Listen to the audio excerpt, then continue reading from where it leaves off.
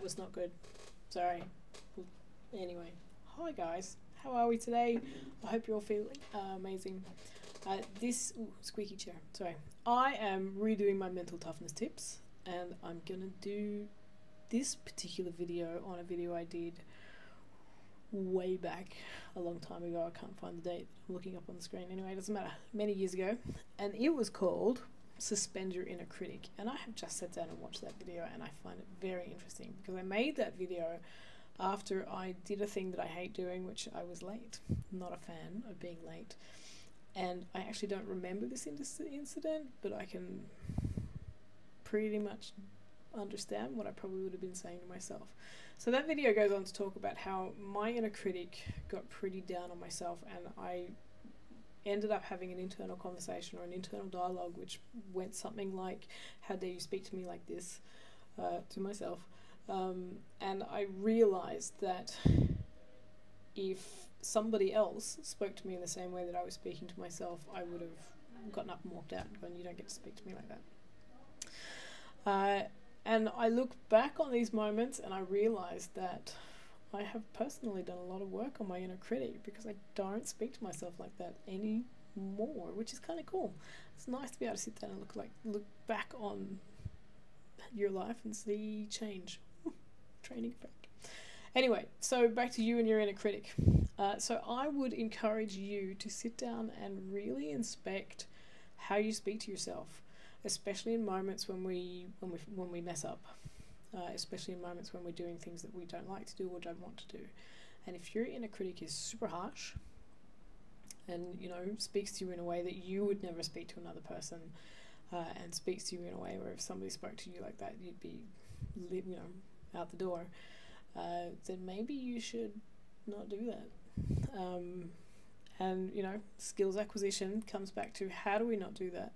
It's a good question. There's many different ways of doing it. One of the ways that I practice in doing this is to actually just sit down and go, is to notice, okay, take a moment to notice, go, hey, that was really harsh, and then acknowledge it, understand it. I don't need to do a deep dive into it. Then the next thing that I do is I put a positive statement after it.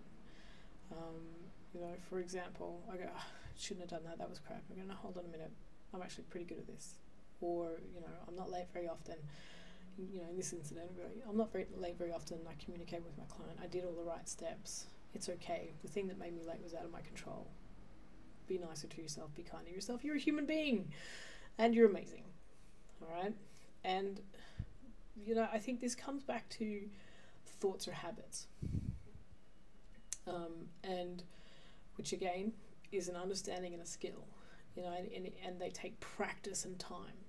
And if I can recognize that I'm having a negatively based thought, try and pause that train, because one thought attracts another, attracts another, and I end up in a spiral. Whether that spiral is going down or up, well, that's up to you.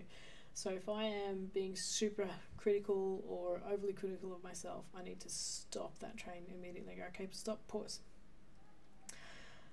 Bring in a positive aspect of whatever it is that you're doing, you know, and getting in the reframe, which is, no, hold on a minute, it's not so bad, it's a little bit like this, and then you bring another positive thought into that, and then another one, and then another one, and another one, and before you know it, you're sitting there telling yourself you're amazing, and you're awesome, and you're wonderful, and you're super cool to be around, and that negative spiral has stopped.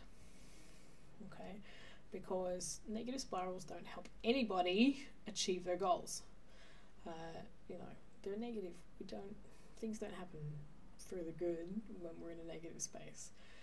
So if you're being super critical of yourself, do yourself a favor, pause, bring in some positive thoughts, make conscious effort to have positive thoughts, and understand that this is practice.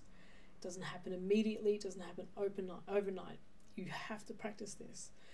It feels weird and uncomfortable in the beginning, which is also totally okay. It means you're doing it, right? So think about that. Positive thoughts. When you're having a negative thought, stop it, recognize it, understand it if you need to, and then go, hold on a minute, let's attach a positive thought to that, and then bring in more positive thoughts into that. And, you know, that's one way. I'd like to hear if you've got some other ways in order to be able to get yourself out of some inner critic moments that send you off in a negative spiral. Yeah, I think that's about it, really. I hope you have fun with that. I hope that was useful. If it was, let me know. If it wasn't, if you've got a different way of challenging your inner critic into being a positive source for yourself to keep you moving forward, please let me know so we can share it. All right, thanks guys.